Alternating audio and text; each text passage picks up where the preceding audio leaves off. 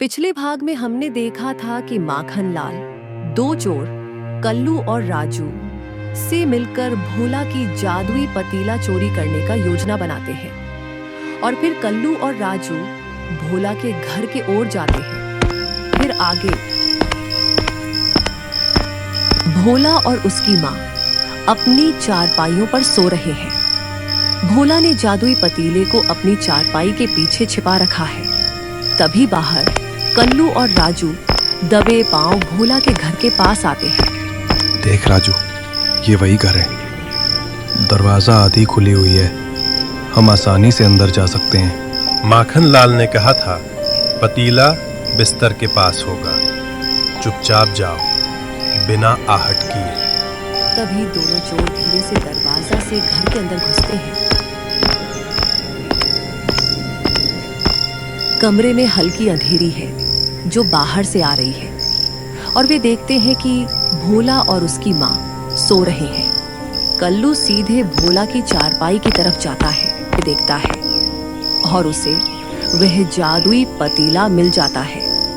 अरे राजू, मिल गया, यही है। जैसे ही कल्लू उस पतीले को उठाता है, उसे पतीला हल्का गर्म महसूस होता है, लेकिन दोनों चोर इसे सोने का बर्तन समझकर खुश हो जाते हैं।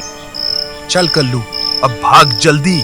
वे पतीला लेकर दरवाजे की तरफ बढ़ते हैं, लेकिन जैसे ही कल्लू दरवाजे की दहलीज पार करने वाला होता है, पतीले से अचानक एक तेज चमकीली नीली रोशनी निकलती है। वह रोशनी इतनी तीव्र होती है कि दोनों की आंखें चौंधिया जाती हैं। मेरी आंखें, मैं कुछ देख नहीं पा रहा। पतीला अचानक बहुत गर्म हो जाता है, जिससे कल्लू का हाथ जलने लगता है। मेरा हाथ जल रहा है, ये पतीला मुझे जला रहा है। तभी कल्लू डर के मारे पतीले को जमीन पर गिरा देता है।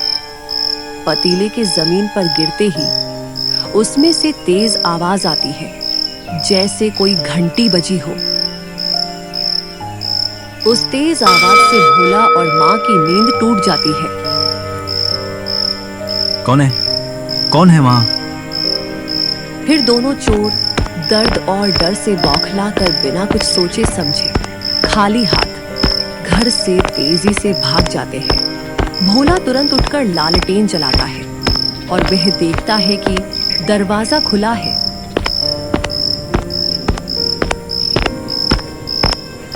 और जमीन पर जादुई पतीला गिरा हुआ है। पतीला अब तक सामान्य तापमान पर आ चुका है, पर फिर भी उसमें से हल्की सी धुआं निकल रहा है। कौन थे ये लोग? क्या हुआ बेटा? भोला पतीले को उठाता है, जो अब ठंडा हो चुका है। पता नहीं माँ, मुझे लगता है ये चोर थे।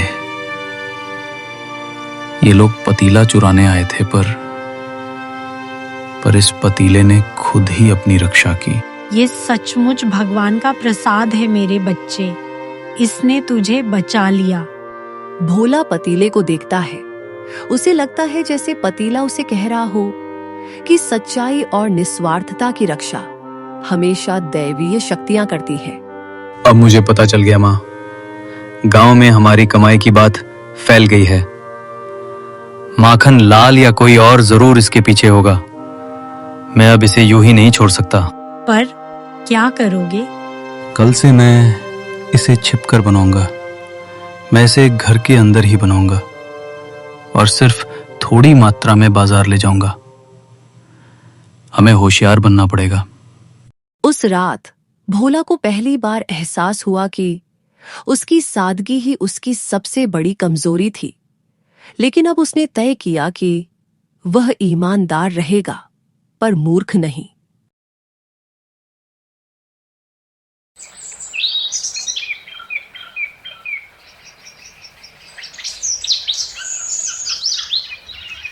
अगली सुबह माखनलाल अपने घर पर गुस्से में बैठा है।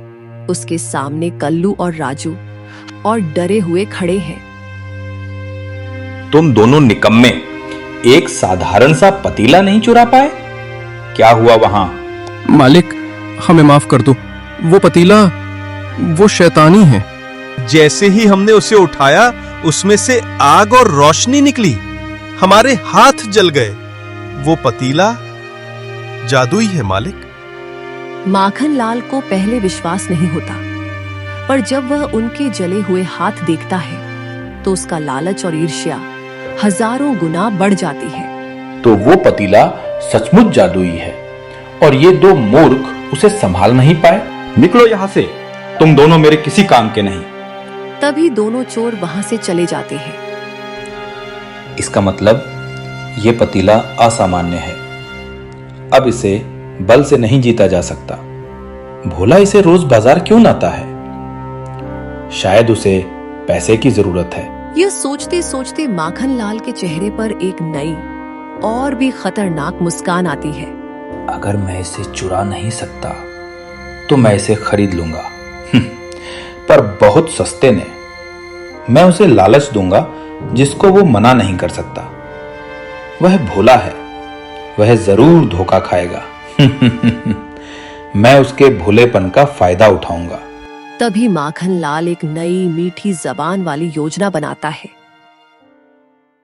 उसी दिन दोपहर के समय भोला अपनी ठेली लगाता है, लेकिन वह पतीले को घर में ही छोड़ देता है और केवल एक छोटे से बर्तन में भरकर जादुई बिरयानी लाता है।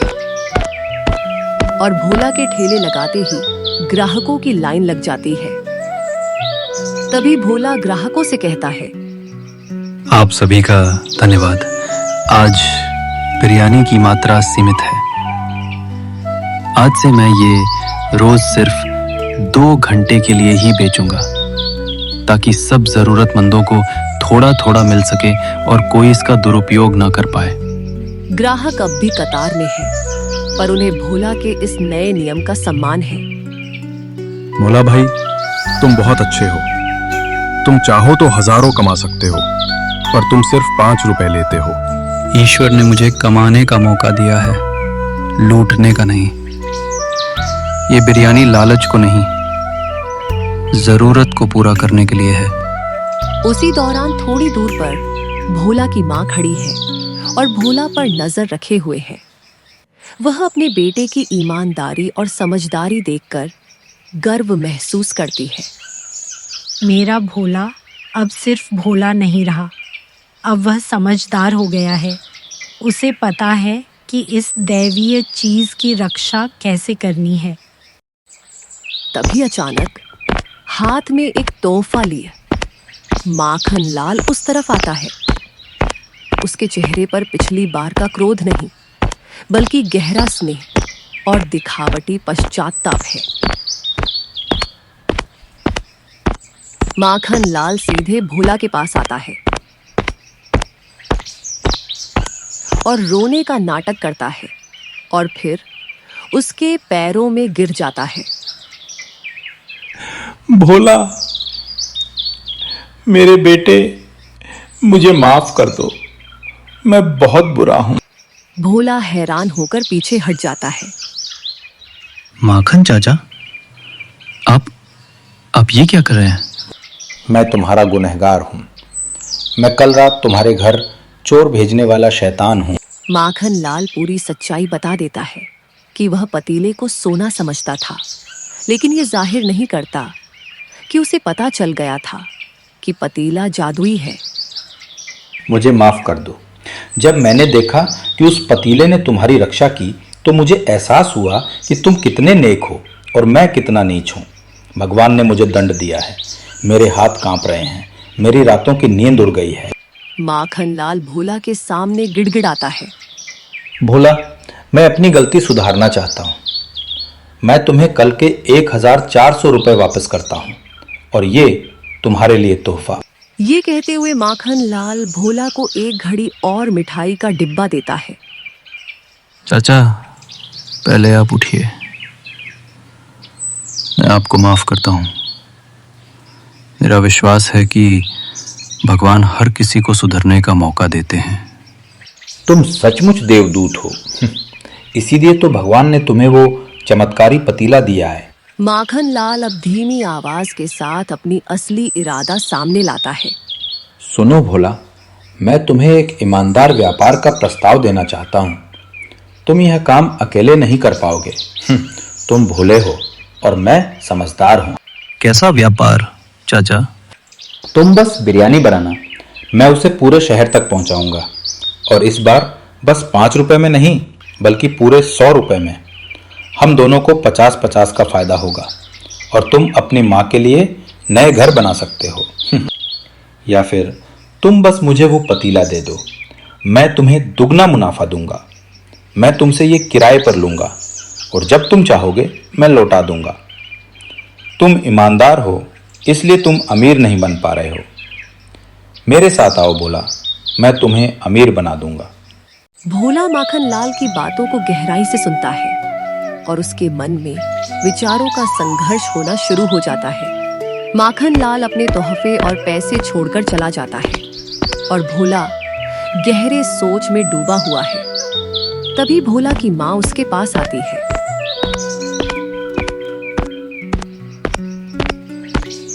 क्या कहा उसने? बोला, मैंने सुना कि वह माफी मांग रहा था। हाँ माँ, पर उन्होंने कहा कि अगर मैं उन्हें पतीला दे दूं तो वे मुझे बहुत अमीर बना देंगे। और तुम क्या सोचते हो मेरे बच्चे? मुझे लगता है कि अगर मैं ये पतीला उन्हें दे दूं तो मैं और ज़्यादा पैसा कमा सकता हूं। हम गांव के सबसे अमीर व्यक्ति बन सकते हैं। माँ, क्या हम जिंदगी भर टूटे हुए घर में रहेंगे जब इतना पैसा हमारी पहुंच में है? रुक जाओ भोला, यही लालच है, यही तेरी परीक्षा है। क्या तुम भूल गए ये पतीला किसने दिया? ईश्वर ने। और क्यों दिया? तुम्हारी निस्वार्थ सेवा के लिए। अगर तुम इस बिरयानी को 50 रुपए में बेचोगे तो क्या गरीब किसान, मजदूर और बीमार लोग इसे खरीद पाएंगे? नहीं माँ। अगर तुम इसे माखन लाल जैसे लालची इंसान को दे दोगे तो क्या यह अपनी जादुई शक्ति रखेगा? दैवीय शक्तियाँ केवल नेक हाथों में रहती हैं। तुम्हें भी पता है माखन लाल इसका दुरुपयोग करेगा। पता है भोला, सच्चा धन वो नहीं होता जो तिजोरी में हो, बल्कि वो होता है जो तुम्हारे दिल में हो। तुम लोगों की दुआएं कमा रहे हो। माखन लाल के दिए हुए वो 1400 रुपये और तोहफे सब फेंक दो। भोला को बात समझ में आती है और उसे माखन लाल की मीठी बातों के पीछे का जहर साफ दिखाई देता है। तुम सही कह रही हो माँ। माखन चाचा सुधरे नहीं हैं। वो मुझे फिर से धोखा दे रहे थे, इस बार मेरे लालच का इस्तेमाल करके। भोला तुरंत माखन लाल के दिए हुए पैसे और तोहफे एक तरफ रख देता है। मैं ईमानदारी नहीं छोड़ूंगा। मैं इसे हमेशा 5 रुपए में ही बेचूंगा। और पतीला, वो कभी माखन लाल को नहीं मिलेगा। भोला के चेहरे पर अब लालच नहीं बल्कि शांति और आत्मविश्वास है।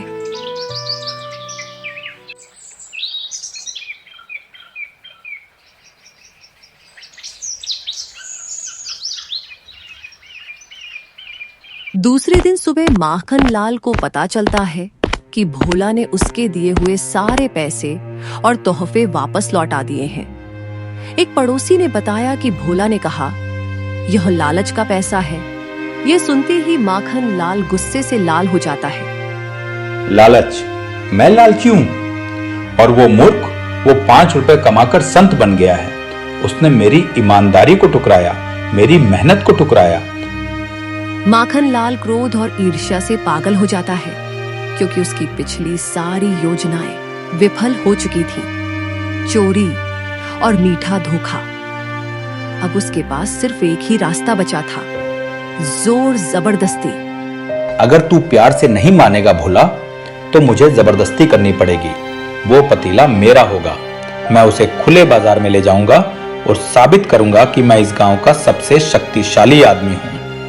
अब वह अपनी पुरानी लाठी उठाता है और गांव के कुछ गुंडों को बुलाने के लिए निकल पड़ता है। दोपहर का समय भोला ग्राहकों को बिरयानी दे रहा है। उसके पास आज भी सीमित मात्रा में बिरयानी है और लोग शांति से अपनी बारी का इंतजार कर रहे हैं।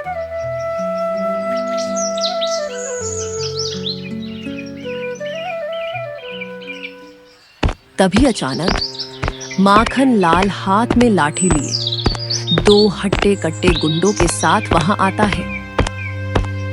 बस आज से ये बिरयानी और ये जादुई पतीला मेरा है, कोई यहाँ से हिलेगा नहीं। गांव वाले डरकर पीछे हट जाते हैं और भोला अकेला रह जाता है, लेकिन वह शांत रहता है। चाचा, ये क्या कर रहे हो? ये गुंडागर्दी क्यों? ये बिरयानी लोगों की जरूरत है। जरूरत? तेरी जरूरत पूरी हो गई, अब मेरी जरूरत पूरी होगी।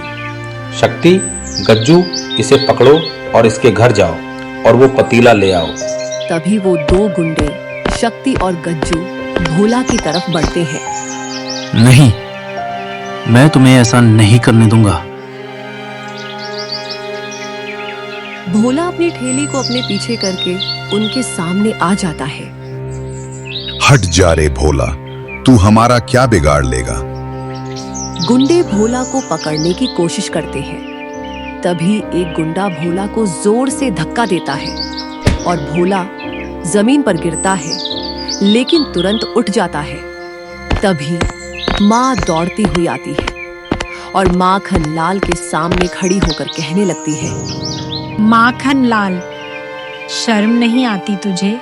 एक निहत्थे पर हमला कर रहा है, तू उस पतीले को हाथ भी नहीं लगा सकता। तभी माखन लाल माँ को धक्का देते हुए कहता है, हट जाओ बुढ़िया, आज कोई मुझे नहीं रोकेगा। जैसे ही माखन लाल माँ को धक्का देता है, भोला के मन में क्रोध का ज्वार उठता है। हाथ मत लगाना मेरी माँ को। तभी भोला जादुई बिरयानी का एक निवाला खाता है और उसके शरीर में अप्रत्याशित ताकत महसूस होने लगती है। यह ताकत केवल शारीरिक नहीं, बल्कि नैतिक और दैवीय है। भोला शक्ति नाम के गुंडे पर टूट पड़ता है और भोला उसे इतनी तेज धक्का देता है कि वह सीधे माखन लाल से टकराता है। दोनों धड़ाम से जमीन पर गिरते हैं। अरे, इसे क्या हो गया? इसमें इतनी ताकत कहां से आ गई? तभी भोला गज्जू को जोर से एक लात मारता है और वह जमीन पर पटक जाता है। गज्जू दर्द से कराहने लगता है। यह सब देख गांव वाले जो डरकर भाग गए थे, अब हैरानी और खुशी से लौट आते हैं। अरे वाह, भोला तो बाहुबली बन गया। ये तूने क्या कर दिया भोला? ये मैंने नहीं किया चाचा, ये ईमानदारी और नेक कमाई की ताकत है। ये पतीला सिर्फ सच्चे लोगों की मदद करता है। आप इसे छू भी नहीं पाओगे। माखन लाल को एहसास होता है कि वह हार गया है। वह देखता है कि सारे गांव वाले अब भोला के साथ हैं। भागो भागो यहाँ से। माखन लाल और उसके घायल गुंडे शर्मिंदगी और हार के साथ वहां से भाग जाते हैं। उसके बाद गांव वाले तालियां बजाते हैं और भोला को घेर लेते हैं। भोला, तुमने माखन लाल को सही सबक सिखाया। तुम सचमुच हमारे गांव के रक्षक हो। हम सब जानते थे कि तुम नेक हो, पर आज तुमने साबित कर दिया कि ईमानदारी में सबसे ज्यादा ताकत होती है। माँ गर्व से भोला को थपथपाते हुए, मैं बहुत खुश हूँ मेरे बेटे, तुम अपनी नैतिकता और इस दैवीय उपहार दोनों की रक्षा करने में सफल रहे। भोला अब सफलता और सम्मान के शिखर पर खड़ा है। वह अपनी माँ और अपने गांव के लिए आशा का प्रतीक बन गया है। तभी भोला सबको संबोधित करते हुए कहता है, आप सबका धन्यवाद। ये बिरयानी सिर्फ ताकत नहीं देती, ये विश्वास देती है। विश्वास कि अगर आप नेक हैं तो दुनिया की कोई भी शक्ति आपको हरा नहीं सकती। मैं हमेशा इस पतीले का इस्तेमाल आप सबकी सेवा के लिए करूंगा।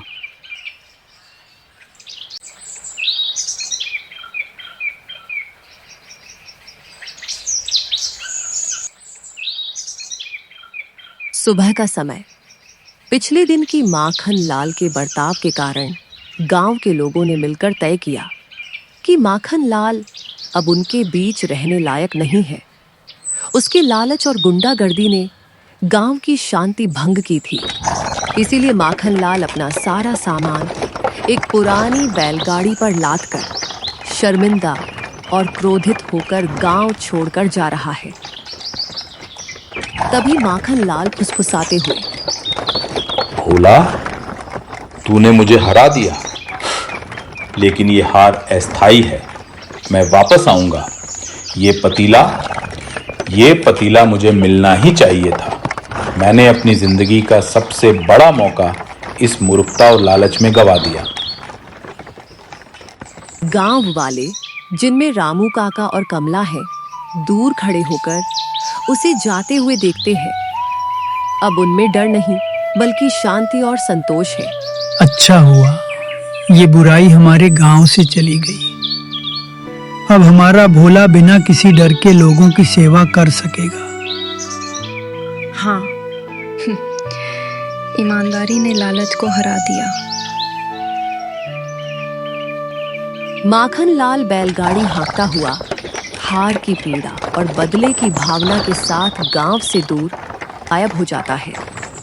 इस तरह भोला की निस्वार्थता और नेकी ने माखन लाल के लालच और घमंड को हरा दिया। चैनल को सब्सक्राइब करें ताकि नोटिफिकेशन सबसे पहले मिले।